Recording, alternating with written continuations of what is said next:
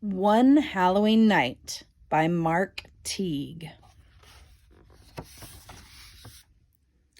One Halloween night. On Halloween, Wendell, Floyd, and Mona were walking home from school when a black cat crossed their paths. "Don't pet it, Floyd," cried Wendell. "Don't you know that black cats are bad luck?" "That's just an old wives' tale," Mona said. "Besides, what could happen?" Wendell merely shook his head. "Anything can happen on Halloween."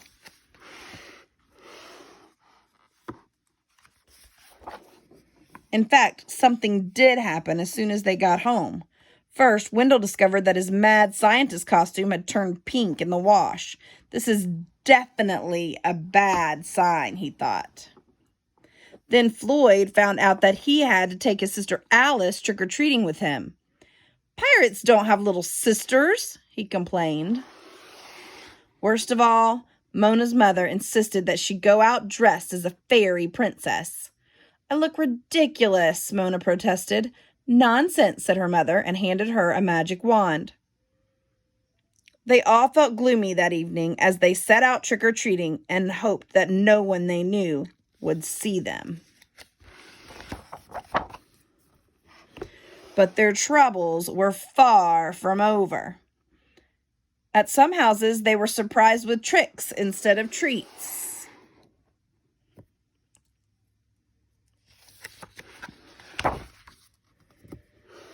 At other houses, the treats were weird or awful. Soon their bags were full of candy with names like broccoli chews, sweet and sauerkraut, and eggplant fizzlers. "I can't believe this is happening," Wendell grumbled.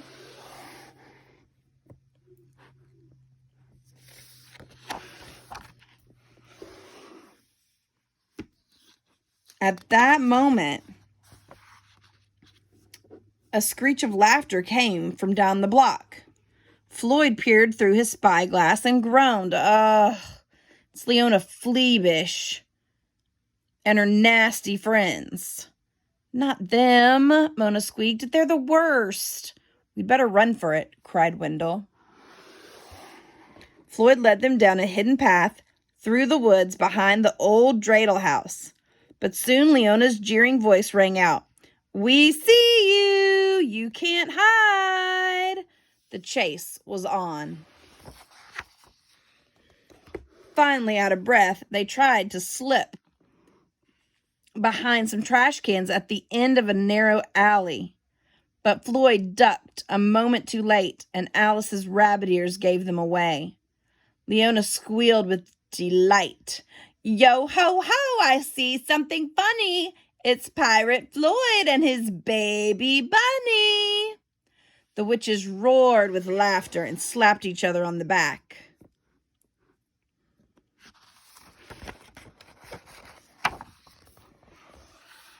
Floyd winced, but as he drew his saber, his face lit up with a pirate's grin. First, he kept the witches at bay so his friends could carry little Alice to safety. Then, growling like a movie pirate, he swung out of reach and on an overhanging tree limb, turned a quick flip, and somersaulted backward over the fence.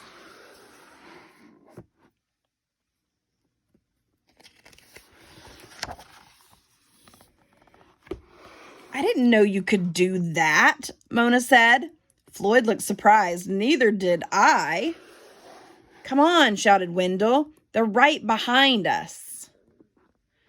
They ran until they found themselves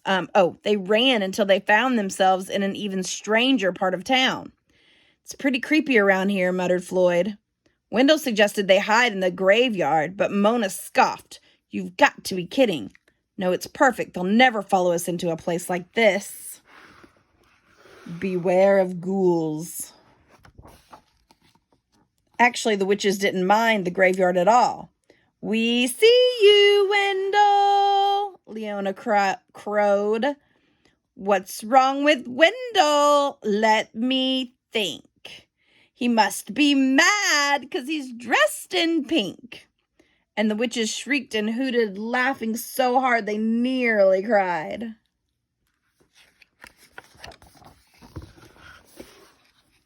For a moment, Wendell's face turned as pink as his smock. But then an idea began to brew. He reached into his mad scientist kit and started mixing potions. "Drink this," he told his friends. "It will make us invisible." At the word invisible, the witches roared even louder, but their laughter turned to puzzled yelps when Wendell, Floyd, Mona, and Alice suddenly disappeared. By the time the potion wore off, the children were several blocks away. Everywhere they turned, haunted houses creaked and moaned. "I've got a bad feeling about this," said Floyd. "Can you make us invisible again?" asked Mona. Wendell nodded, but when he opened his mad scientist kit, it was empty, and suddenly the witches were approaching.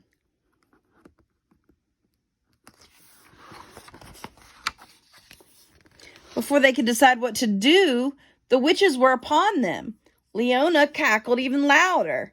"Just look over there. You'll see something scary. It's Tinkerbell Mona dressed up like a fairy." The witches squealed and guffawed.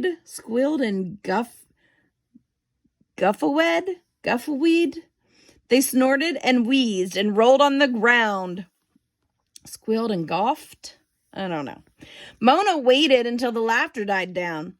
Then her eyes flashed, and suddenly so did her magic wand. "Now I've got a poem for you," she said, and pointed her wand straight at them. "Ibbity bibbity bobbity bode, Leona Fleabish, you're a toad."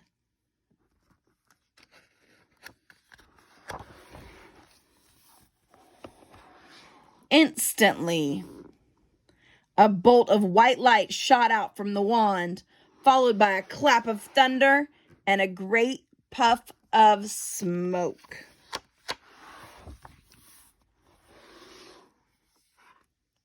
The next thing they knew, Wendell, Floyd, Mona, and Alice landed right back on the corner where their evening had begun.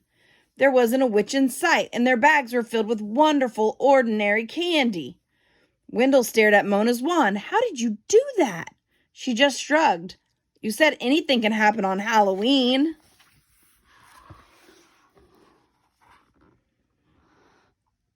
Later, they sat in Floyd's living room, sorting their candy and sipping cocoa. "You know, Floyd," said Wendell, "you make a pretty good pirate." "Thanks. You're a good mad scientist, too, even if you are pink." But Mona was the best of all. She smiled. "I guess being a fairy princess was okay. Still, I'm sort of glad it's over. Now we can all get back to normal." After a while, Leona Fleabush even stopped being a toad. One Halloween Night by Mark Teague.